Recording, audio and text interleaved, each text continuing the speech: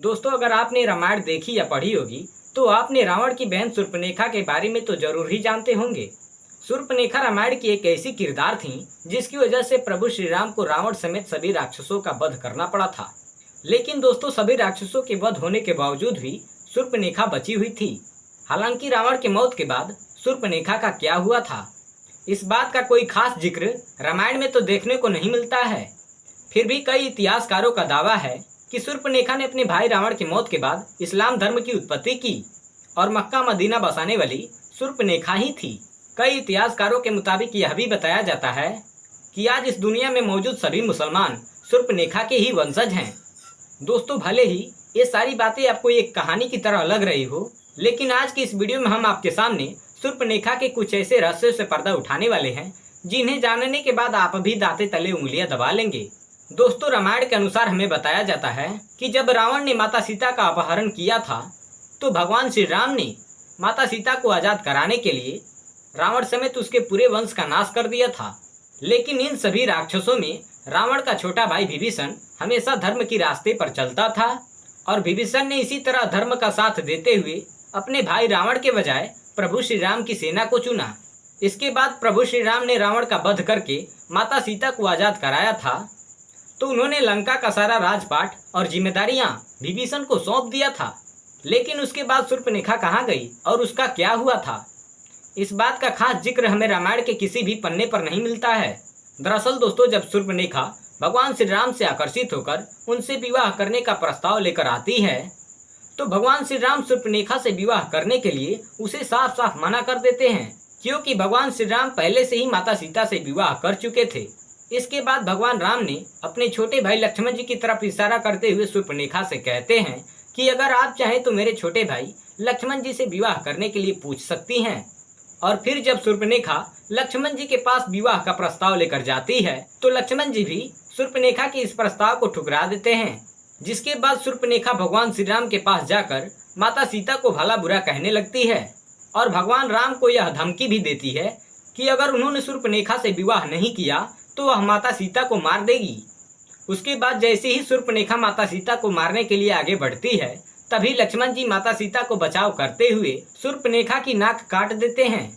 इसके बाद जब शूर्पणखा अपनी कटी हुई नाक लेकर भाई रावण के पास जाती है और उसे सारी बात बताती है तो अपने बहन की इस अपमान को सुनकर वह बेहद क्रोधित हो जाता है और फिर माता सीता का अपहरण कर लेता है और फिर भगवान राम रावण को मृत्यु दंड की सजा देते हैं। लेकिन दोस्तों, हमेशा से ही लोगों के मन में यह सवाल बना हुआ है कि उसके बाद शूर्पणखा ने क्या किया। कई इतिहासकारों के मुताबिक बताया जाता है कि शूर्पणखा खुद को दुनिया की सबसे सुंदर स्त्री मानती थी और जब लक्ष्मण जी ने माता सीता को बचाने के लिए उसकी नाक काट दी थी तो वह अपने चेहरा को देखकर बहुत शर्म महसूस करती थी और नाक कटने के बाद वह हमेशा अपने चेहरे को एक काले कपड़े से छुपा कर रखती थी। शूर्पणखा को जब यह पता चला कि उसके सारे भाई प्रभु श्री राम के हाथों मारे जा चुके हैं तो उसने दैत्य गुरु शुक्लाचार्य के पास जाने का फैसला किया और वहां जाकर उन्हीं के आश्रम में रहने लगी थी। शूर्पणखा और शुक्लाचार्य दोनों ही राक्षस वंश को आगे बढ़ाना चाहते थे, जिसके लिए शुक्लाचार्य ने भगवान शिव की कठोर तपस्या की। शुक्लाचार्य की तपस्या से प्रसन्न होकर भगवान शिव ने उन्हें असुरों के अमर होने के बजाय वरदान के रूप में एक शिवलिंग दिया और यह भी बताया कि जिस दिन कोई वैष्णव यानी भगवान विष्णु का अवतार या फिर कोई ऐसा भक्त जो भगवान विष्णु को सच्चे दिल से मानता हो, अगर उस शिवलिंग पर गंगा जल छिड़क दिया तो उसी समय इस दुनिया से संपूर्ण राक्षस जाति का विनाश हो जाएगा।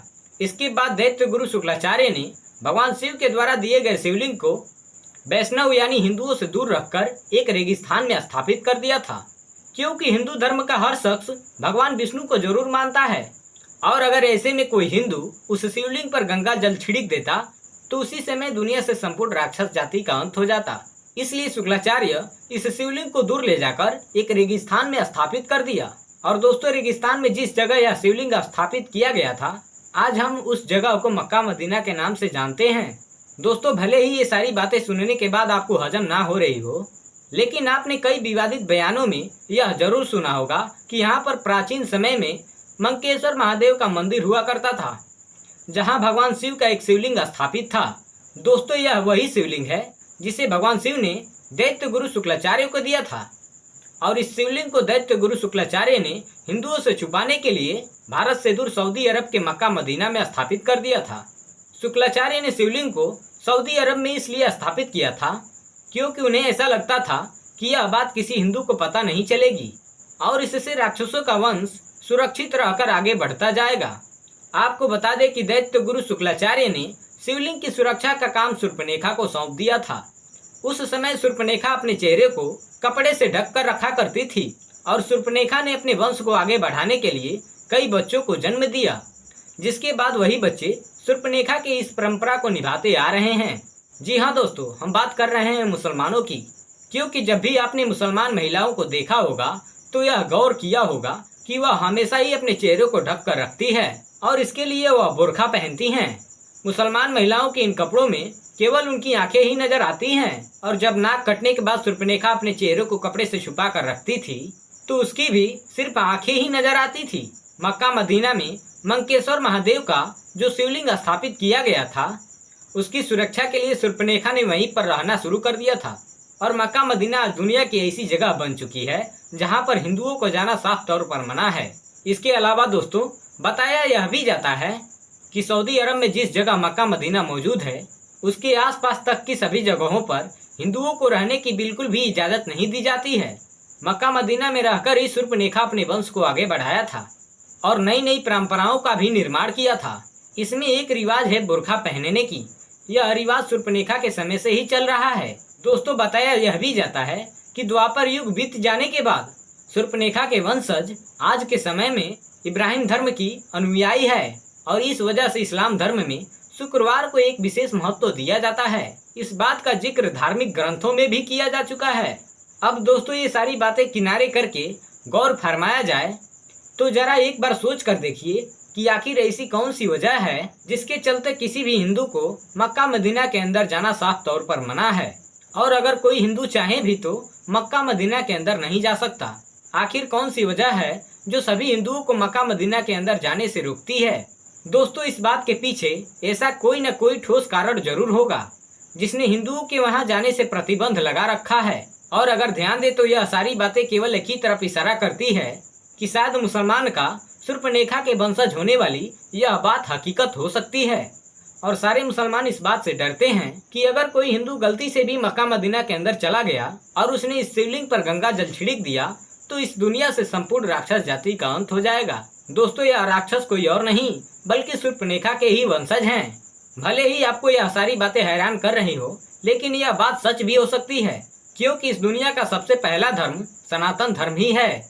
यानी कि इस दुनिया में मौजूद हर एक व्यक्ति सनातन धर्म से जरूर ताल्लुक रखता है और हमारे ईश्वर भी सनातन धर्म से ही ताल्लुक रखते थे।